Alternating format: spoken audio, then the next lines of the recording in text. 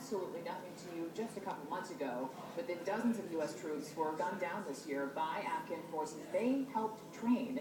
And a veteran who served in Afghanistan says these insider attacks, he says they're nothing new, and maybe the U.S. should have re-examined its relationship with Afghanistan a long, long time ago.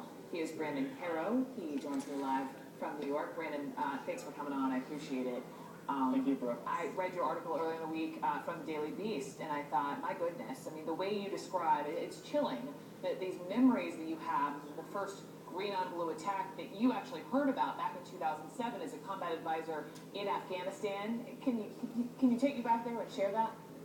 Okay, so actually where the prison is at Pol-e-Charkhi, it's a camp called Black Horse to the Americans. There was an Afghan National Army soldier guarding the outer perimeter checkpoint of the base.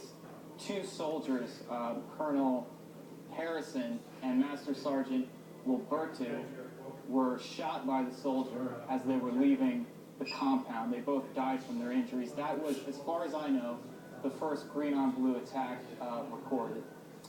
And as we keep talking about this, I had a father on not too long ago, Brandon, just absolutely heartbroken over his son who died, his Marine son. He was 21. He was killed on one of these green on blue attacks. And he told me, I just want to play a little of the sound, he told me that over the phone with his father, his son predicted his own death. Take a listen. I'm done inside. They tore my whole heart out. I have a hard time going to bed. I think about him every day, every minute. His brothers kill me when I look at them because they're hurt. His mom is hurt so bad. But they didn't just take my son. They destroyed my family. And I don't want other families to feel the pain that I'm feeling. I don't want to see another family out there see their son being brought back on a plane and being rolled off a plane in a box.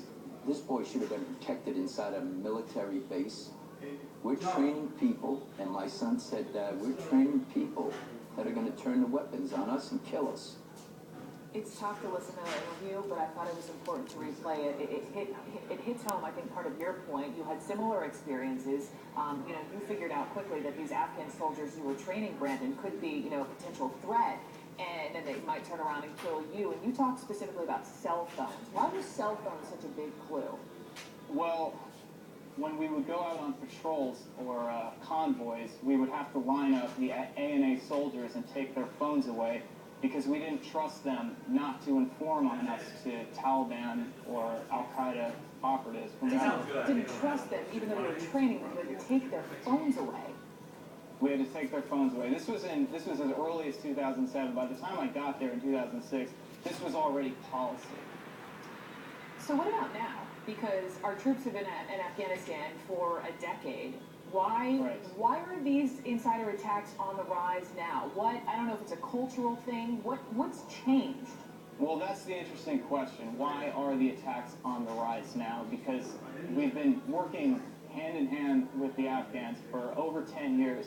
So why now are we seeing this sudden rise in deaths? Does it have anything to do with the scheduled withdrawal of troops in 2014 of American forces and how the Afghan National Army soldiers, what they're going to do when the Americans leave? Are they trying to set themselves up potentially with whomever is going to be in control of the country? Because we know it's not going to be us. And there's going to be a real power struggle, I feel, after the Americans leave in 2014. Brandon, what about this debate tonight? We're going to be hearing from Paul Ryan and Joe Biden, and any kind of question, foreign policy, domestic policy, etc., can be thrown at them. What do you want to hear from them? How should we be protecting our troops? That's a great question. I don't have the answer because here's the position we're in. We have to, for our mission, we have to prepare these forces as best we can before we leave the country. And in order to do that, we have to put people in harm's way. But at the same time, we have to protect our men and women in uniform. We can't put them in positions where they could be sabotaged, attacked from behind. It just isn't fair. It isn't right. It's one thing to tell a platoon of Marines to take this hill, even if there are machine guns on the hill. It's quite another thing to tell that same platoon to train up a bunch of soldiers that could very likely turn the weapons on them. Like what happened with Greg Buckley Jr. Exactly what happened with Greg Buckley Jr. and with Colonel Harrison, with Master Sergeant Roberto. I think the number is at 53 for the year so far. Brandon, sadly, I think this conversation will have to continue here. Brandon Carroll, I hope you join me again, and we'll wait and see what Ryan and Biden may be saying about this tonight. I appreciate it. Thanks for having me.